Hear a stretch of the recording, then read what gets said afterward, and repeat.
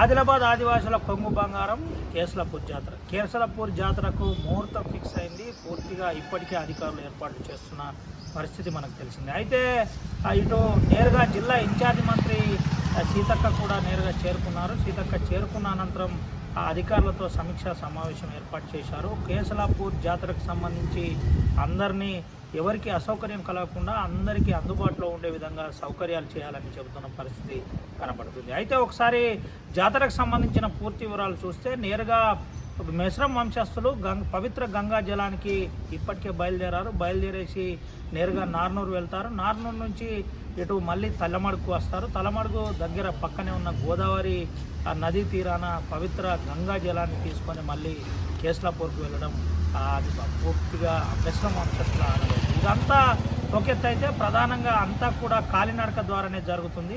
కొత్త కుండలు కావచ్చు, అదేవిధంగా కొత్త కోడళ్ళ పరిచయం కావచ్చు, ఇలాంటి పలు రకాల ప్రత్యేకమైన ఆచారాలతో ఆదివాసులు అందరినీ ఆకట్టుకుంటారు. అయితే దీనికి సంబంధించి ఆర్టీవీ మరిన్ని వివరాలు పూర్తిగా వచ్చే కథనంలో చూపెడదాం. మొత్తం మీదనైతే పూర్తిగా కేసలాపూర్ జాతర సందడి మొదలైందని చెప్పుకోవచ్చు.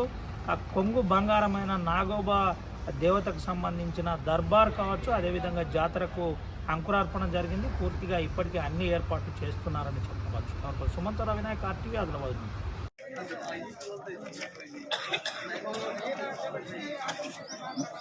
నా పేరు మెస్రం తిరుపతి శ్రీ నాగోబా పేన్ కోత్లాల్ కిస్లాపూర్.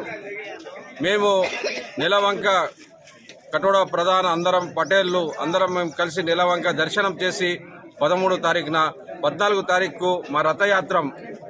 ఆ రథయాత్రంలో ప్రధాన కటోడా ఇద్దరు బయలుదేరుతారు. సిరికొండ గుగ్గలి స్వామి ఇంటికి పోయి అక్కడ 22 తెగలకు కుండలు చెప్పి మళ్ళా రాజంపేట అట్లనే అందరూ ఇక స్వాగతం చేస్తారు. 21 తారీఖున మనకు మన కాలుష్యం తీసి గంగా జలం కోసం పాదయాత్ర ఉన్నది అని 7 రోజులు తిరిగి వచ్చి 20 తారీఖున మా మడవి ఇంటికి ఆడ ఇక్కడ కృష్ణాపూర్లో బాస చేసి 21కు మా సన్నిధిలో అంటే మురాడిలో ఎడ్ల బండితో వచ్చి మళ్ళీ ఇక్కడ మా దేవునికి మా మధ్యాహ్నం తీసిన దేవునికి పూజ చేసి మా కాలుష్యంకు జారీకు మళ్ళా ఇక్కడి నుంచి ఇక ఈ రోజు నుంచి మా పవిత్రమైన గంగాజలం కోసం మేము పాదయాత్ర బయలుదేరుతున్నాం.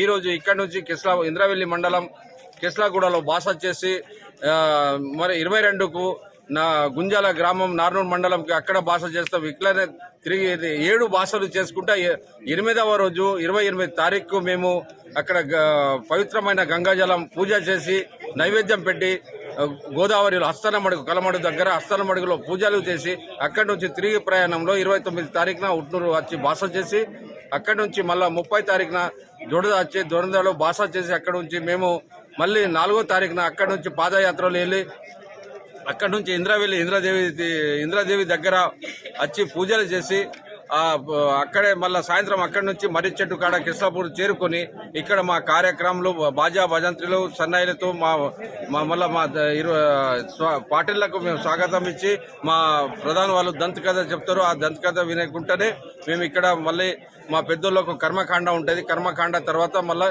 9వ తారీఖున మహాపూజ మేము నిర్వహిస్తాం. మరిన్ని వీడియోస్ కోసం ఛానల్ ని సబ్స్క్రైబ్ చేయండి. లేటెస్ట్ అప్డేట్స్ కోసం వాట్సాప్ ఛానల్ ని ఫాలో చేయండి. అండ్ లింక్ డిస్క్రిప్షన్ లో ఉంది.